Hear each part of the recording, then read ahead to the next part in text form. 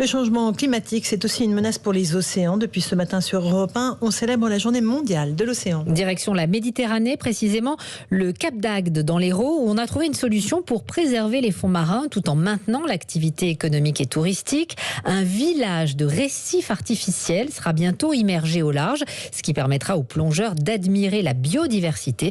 Benjamin Péter est allé le voir de plus près. On nous a dit temple, cathédrale, tout ça. Oui, ça ressemble un peu à ça quand même, faut le dire. L'édifice fait 105 tonnes, 7 mètres de haut, avec au sommet un dôme par lequel les plongeurs pourront entrer.